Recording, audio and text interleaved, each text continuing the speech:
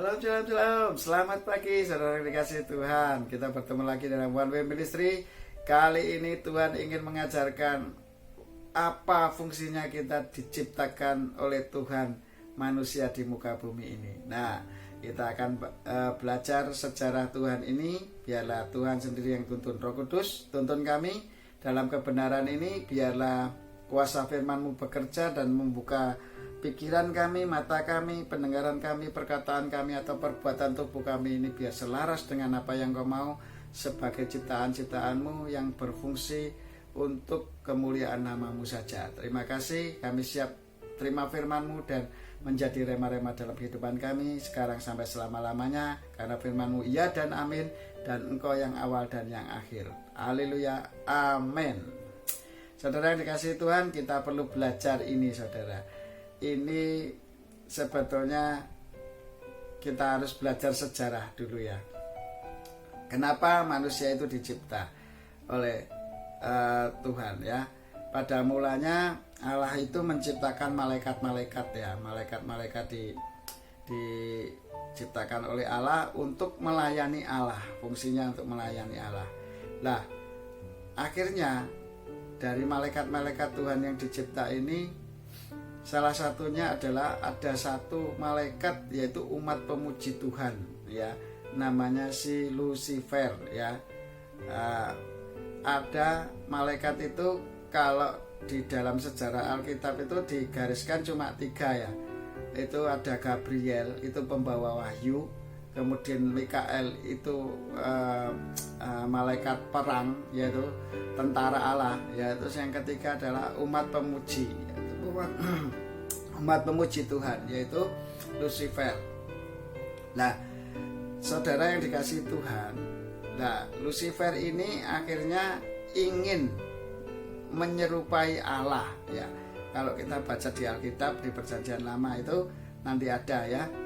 Nah, malaikat Lucifer ini ingin menyerupai Allah dan ingin seperti Allah, kepingin disembah. Akhirnya dia berontak dan dia memimpin pasukan yang namanya Bapa Pendusta, yaitu kuasa kegelapan, yaitu setan. Ya istilahnya begitu, dinamakan setan lah, kurang lebih gampangnya begitu aja. Nggak usah sing ribet-ribet ya saudara. Kemudian dengan adanya seperti itu kan fungsinya umat pemuji Allah yang menyembah Allah kan nggak ada lagi saudara. Karena pasukan malaikatnya Lucifer ini sudah berontak. Ya, malaikat-malaikatnya ini berontak. Akhirnya manusia diciptakan oleh Tuhan untuk sebagai pengganti umat pemuji Tuhan. Nah, sekarang pertanyaannya, benarkah dalam kehidupan kita ini sudah memuji, memuliakan Tuhan dalam kehidupan kita? Atau hanya hawa nafsu daging kita ini yang menguasai kehidupan kita sehingga kita lepas dari terang Tuhan? Ya, seperti yang kemarin, sesi yang kemarin itu menceritakan bahwa ayo emano, perbuatan dagingmu itu gunakan berjalan di dalam roh supaya menjamin kehidupan rohmu nanti yang sekarang dan yang kekal gitu loh. Kita kan seringnya nggak adil terhadap roh kita ya, karena perbuatan tubuh kita ini yang hawa nafsu, sehingga nanti yang menerima akibatnya roh kita gitu loh. Jadi ya mesake loh roh kita itu ya saudara, diperbudak oleh kedagingan kita, disiksa oleh kedagingan kita.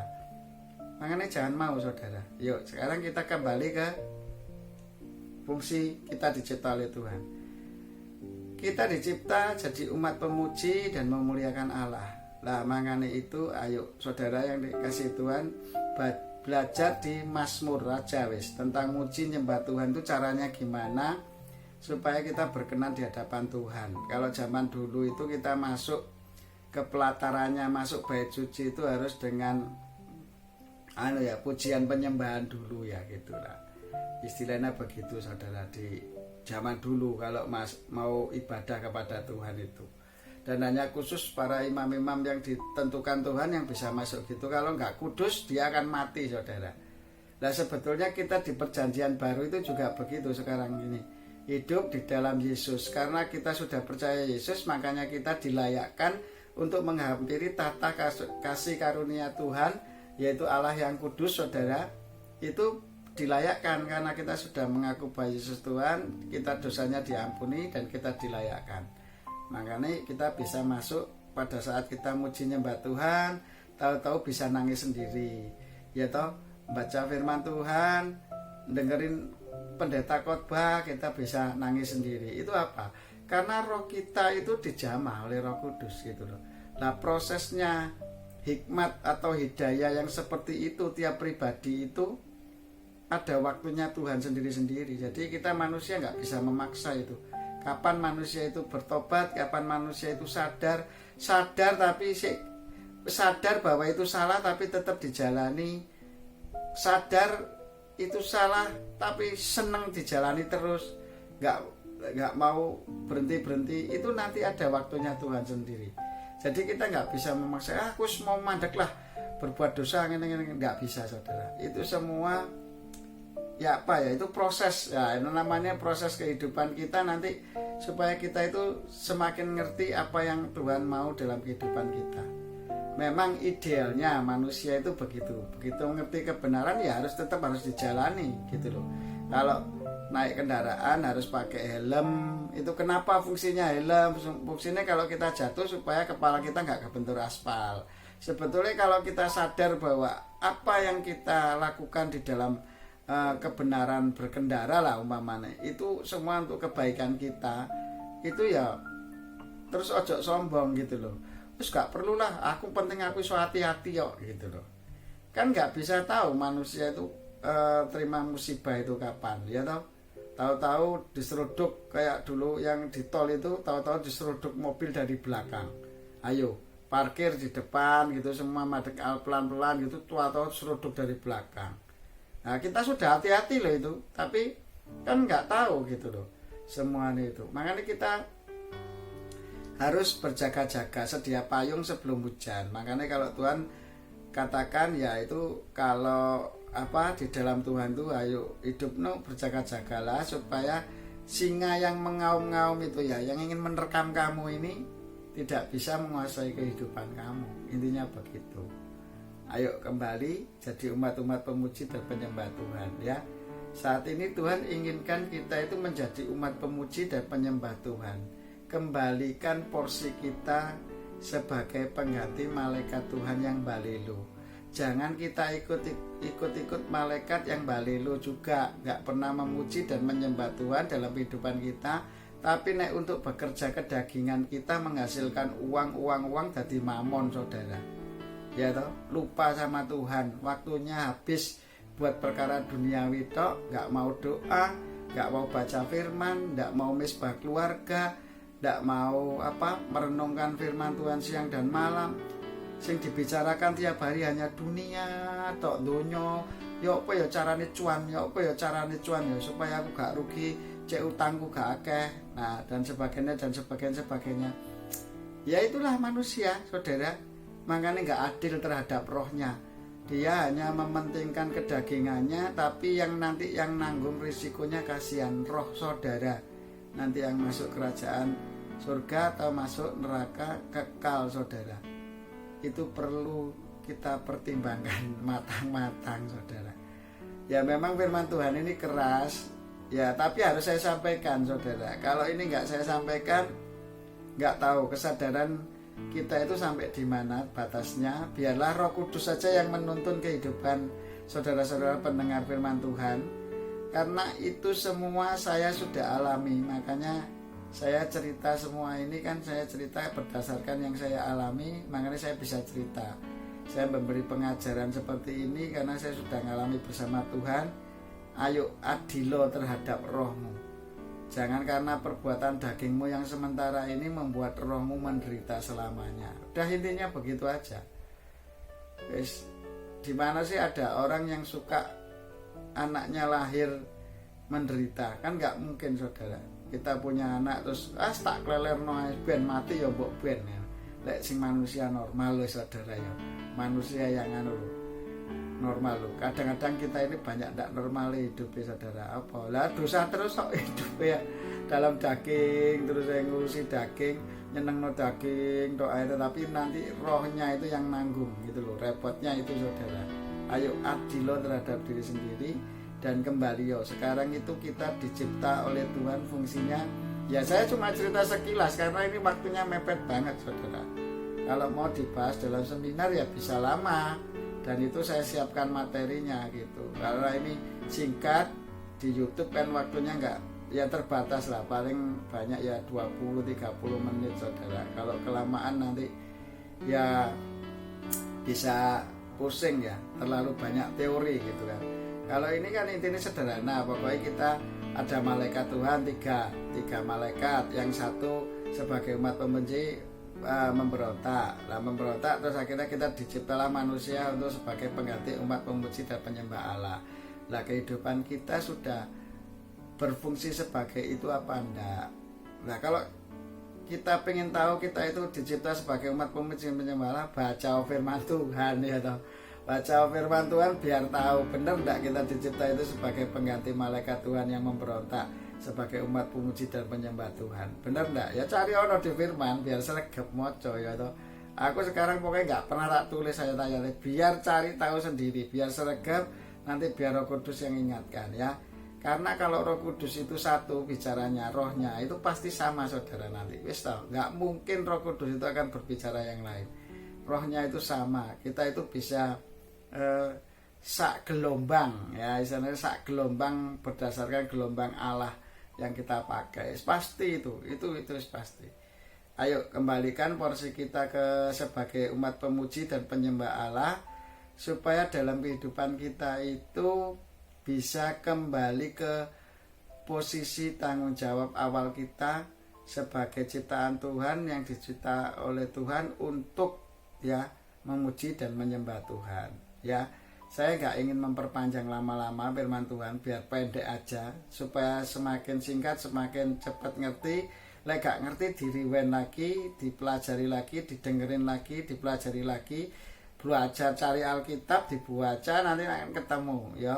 Baca Mazmur. Nah, itu cara muji nyembah Tuhan itu gimana? Cara membesarkan nama Tuhan, memuji dan menyembah Tuhan itu seperti apa? Terus ayat-ayat pendukungnya itu di dalam Mazmur itu biasanya nanti ada ayat-ayat pendukungnya di Perjanjian Baru itu yang dimana supaya mendukung kita ya, supaya ngerti ya apa sih nyembah Tuhan secara Perjanjian Baru itu gitu.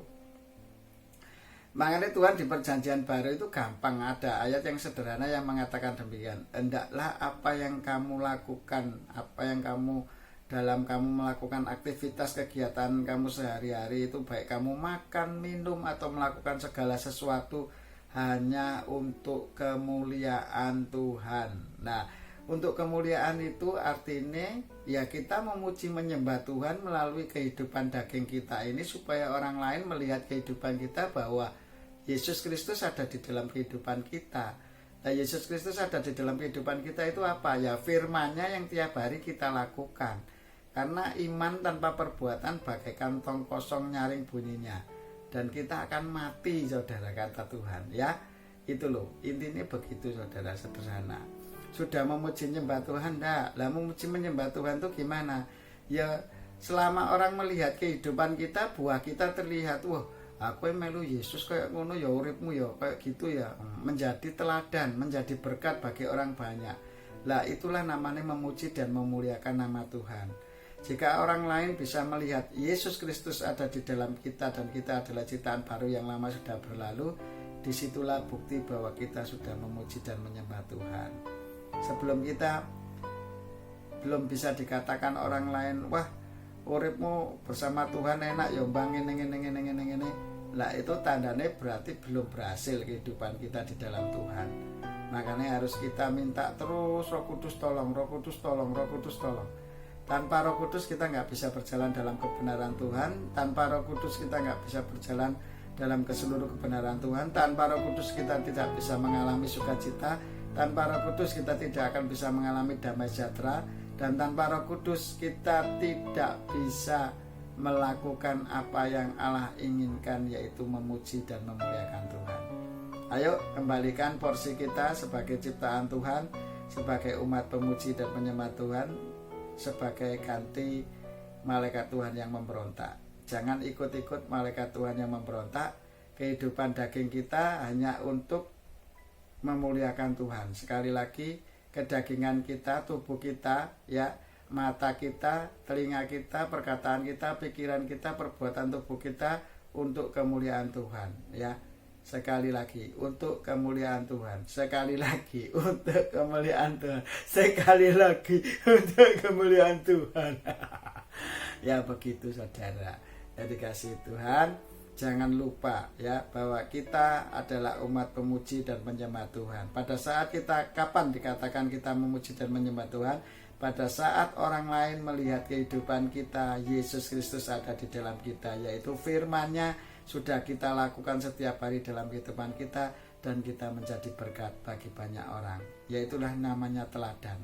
Makanya di One Way Ministry ini kan Tuhan ngasihkan kopnya kan begitu ya, cinta Tuhan Yesus jadilah teladan sedari muda, ya. Dengan dasar apa? Dengan dasar hati yang gembira adalah obat yang manjur. Dan carilah dahulu kerajaan Allah dan kebenarannya, maka semuanya akan ditambahkan. Apa kerajaan Allah? Yaitu yang sering kita bahas, yaitu berjalan di dalam kebenaran, mengalami sukacita dan damai sejahtera dalam pimpinan Roh Kudus, tanpa terpaksa, tanpa usaha, otomatis. Nah, kalau sudah otomatis itu ya namanya itulah kita sudah mendapatkan hikmat dan hidayah dari Tuhan. Kalau belum berjalan otomatis, masih ada kedagingan-kedagingan yang kata-katanya tapi, nah itu yang membuat kita akan semakin nggak adil terhadap roh kita. Yuk kembali menjadi umat pemuji dan penyembah Tuhan sebagai fungsi ciptaan Tuhan, dan jangan lupakan ya toh, kerajaan Allah sudah ada di dalam diri kita. Setiap pendengar-pendengar firman ini sudah mengalami kebenaran, sukacita dan damai sejahtera dalam tuntunan Roh Kudus. Haleluya. Setiap pendengar firman Tuhan, saat ini saya katakan bahwa kebenaran, sukacita, damai sejahtera dalam Roh Kudus sudah memimpin hidupmu mulai saat ini sampai selama-lamanya. Karena firman Tuhan iya dan amin, terjadi saat ini untuk pendengar firman Tuhan saat ini. Dan Allah adalah yang awal dan yang akhir, Alfa dan Omega, yang menentukan hidupmu dari awal dan yang menentukan hidupmu sampai akhir. Saat ini engkaulah umat pilihan Allah. Setiap pendengar-pendengar firman adalah orang-orang yang dicintai Tuhan, karena engkau umat pilihan Allah dan sudah hidup dalam kebenaran, mengalami sukacita dan damai sejahtera dalam Roh Kudus. Terima kasih Bapa, terima kasih Yesus, firman-Mu sederhana. Biarlah kami kembali menjadi umat-umat pemuji dan penyembah Tuhan. Pada saat kapan kami dapat memuji dan menyembah Tuhan? Selain memuji dan memuliakan Engkau, adalah orang-orang bisa melihat bahwa Yesus Kristus yang ada di dalam perbuatan tubuh kami ini, segala pemikiran, pemandangan, pendengaran, perkataan atau perbuatan tubuh kami ini selaras dengan kuasa firman-Mu dalam tuntunan Roh Kudus-Mu untuk kemuliaan Bapa di dalam nama Yesus. Itulah orang akan melihat, wah ya berarti Yesus Kristus kehidupanmu memang untuk kemuliaan nama Tuhan. Nah pada saat itulah kita memuliakan nama Tuhan. Kowe anake sapa Bang? Anake papa. Oh yo papamu apik gitu. Nah begitulah saudara, kehidupan kita di dalam Tuhan juga harus seperti itu. Kita adalah anak-anak Allah. Kita harus menunjukkan bahwa Allah kita adalah Allah yang luar biasa. Allah kita adalah yang menuntun kehidupan kita. Jadi pribadi namanya anak itu harus sifat-sifatnya menurun dari orang tua. Makanya kalau kita ciptaan Allah, berarti kita sifat-sifat ilahi itu sudah ada dalam diri kita, tinggal kita praktekkan. Jangan mau kita diperbudak oleh pemberontak, pembangkang Tuhan, yaitu malaikat-malaikat Tuhan yang menguasai kehidupan kita dan menguasai dunia ini untuk membodohi kita, membohongi kita, untuk kita berjalan dalam terang kegelapan, berjalan dalam kegelapannya. Tetapi biarlah terang Tuhan sendiri yang bekerja untuk kita dan menuntun kita berjalan dalam seluruh kebenaran Allah. Terima kasih Bapa, di dalam nama Yesus kami dengan penuh sukacita bersyukur dan tekun berdoa dalam tuntunan Roh Kudus-Mu. Kami selalu apa yang tak sempat kami pikir renungan rancangan atas setiap pertemuan kami Engkau sudah sediakan bagi kami. Dan kami yakin Tuhan setiap pendengar firman-Mu yang tergabung dalam berkat-berkat aplikasi YouTube ataupun apapun yang di media ini semuanya Tuhan, pendengar firman-Mu baik yang nge-share firman ini semuanya Tuhan, di dalam nama Yesus kami semua sudah mempersembahkan tubuh kami sebagai persembahan hidup kudus dan berkenan di hadapan-Mu sebagai ibadah yang sejati. Bapa kami yang ada di kerajaan di surga, dikuduskanlah nama-Mu, datanglah kerajaan-Mu, jadilah kehendak-Mu di bumi seperti di surga.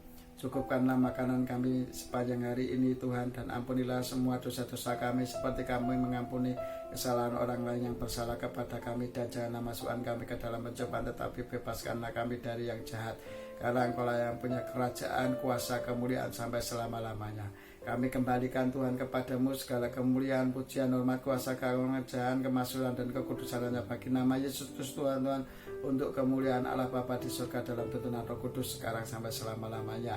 Firman-Mu iya dan amin terjadi. Firman-Mu iya dan amin terjadi. Firman-Mu iya dan amin terjadi. Engkau yang mengawali kehidupan kami, Engkau yang mengakhiri kehidupan kami di dalam tuntunan Roh Kudus-Mu selamanya, hari ini sampai selama-lamanya. Haleluya. Amin. Terima kasih, sampai ketemu di sesi-sesi berikutnya. Tuhan Yesus memberkati. Haleluya. Bersama Tuhan Yesus kita bisa. Amin.